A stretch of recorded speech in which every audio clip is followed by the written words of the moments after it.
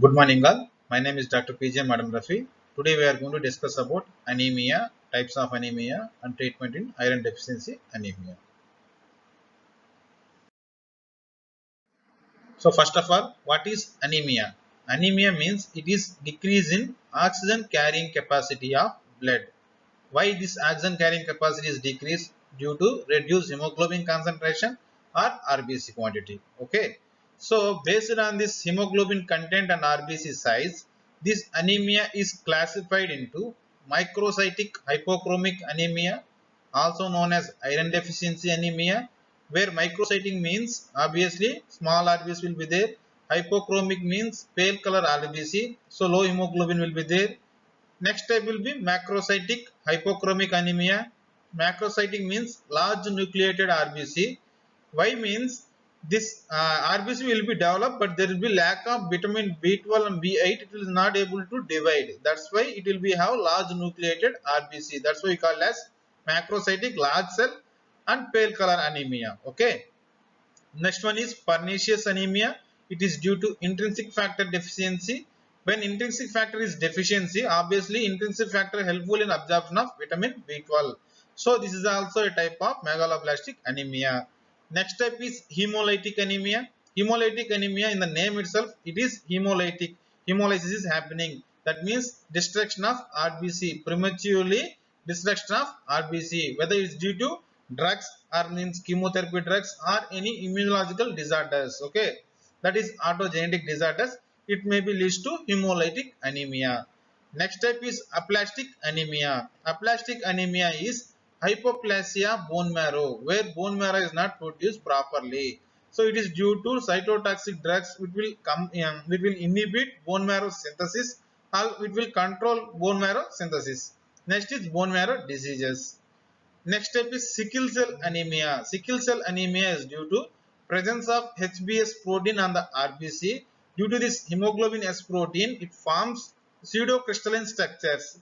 Due to the pseudocrystalline structures, it may lead to produce sickle-shaped cells. That means the cell wall will get ruptured and it forms sickle cell. Okay, that's why we call as sickle cell anemia. Next type is sideroblastic anemia.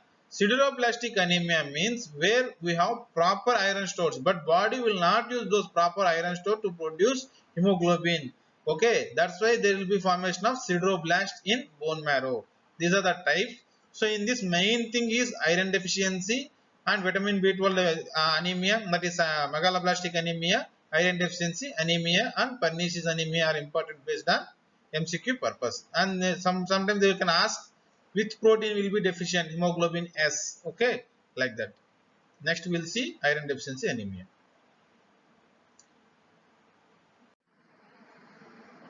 So next, iron deficiency anemia, also known as microcytic hypochromic, that means red small shape, pale color. Then it is etiology is mainly due to dietary deficiency, decreased iron deficiency. So what are the reasons? It may be intrinsic and extrinsic. Intrinsic may be fault absorption, maybe decrease in absorption and transport of iron and metabolism of iron and storage of iron. Whether it may be due to decreased absorption, whether it may be due to difficulty in transport, metabolism of iron or storage of iron. Extrinsic may be due to excessive blood loss due to hemorrhage or heavy worm infestations. Next is during severe infection also my patient will have developed iron deficiency anemia. Next is pregnancy condition. Pregnancy is a normal condition where patient will have anemia. So it may have chance of developing iron deficiency anemia. So what are the storage forms of iron? It will be as ferritin or hemosiderin. These are MCQs. Okay. So what are the daily requirement of iron? It will be 0.5 to 1 milligram per day in adults. In menstruating female, it should be there 2 mg per day.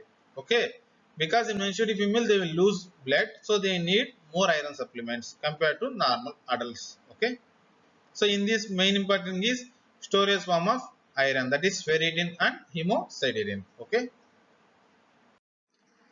next, what is the treatment of iron deficiency anemia? In treatment of iron deficiency anemia, we have two forms: oral form, parenteral form.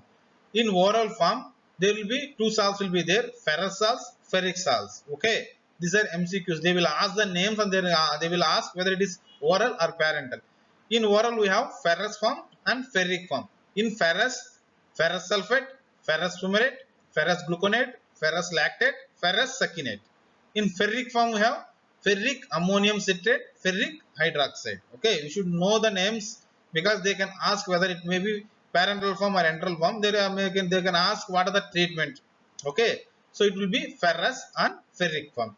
Parental form will be iron dextran. This is the most common form, most common injection we are using. Next is iron sucrose complex, iron sodium gluconate complex. These parental injection will be given in some different technique, that is jet track pattern.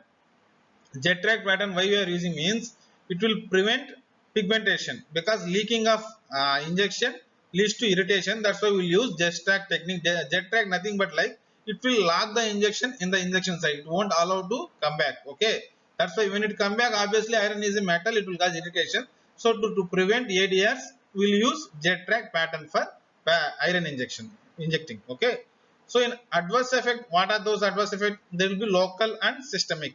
In local, we have pain at the site. Obviously, pain will be there. Skin pigmentation due to leaking. It will be, if it's the iron will not get absorbed, it will form sterile abscess. Okay. Next, systemic adverse effect will be fever, headache, joint pain, urticaria. Because of this thing, they will have metallic taste also when you are consuming orally. Okay. Next will be if you are using iron deficiency anemia, iron supplements continuously. If toxicity develops, how do you manage? Next, that way we'll discuss iron toxicity. It is mostly seen in children because suddenly children they will consume accidentally more tablets. It will lead to cause iron toxicity.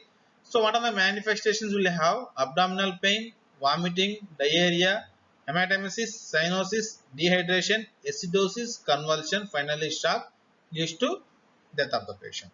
So we have to treat this one because it is a toxic condition. So how do you treat? Obviously activated charcoal, but it will be not that much beneficial. So we will use antidote, that is desferroxamine. This is an MCQ. Desferroxamine is an iron chelator. It will be used in iron toxicity patients. It is a parental form. In if you are planning for oral form, that will be deferriprone. Deferriprone is a oral form. Desferroxamine is a parental form. This is an iron antidote, iron chelator. Okay. If the patient is prophylaxically or the patient is iron deficiency anemia, he is using continuously over a period of time. Some patients they will have chance of developing chronic toxicity. Chronic toxicity because there will be more iron accumulation leads to hemochromatosis. Okay, in those patients, how do you treat?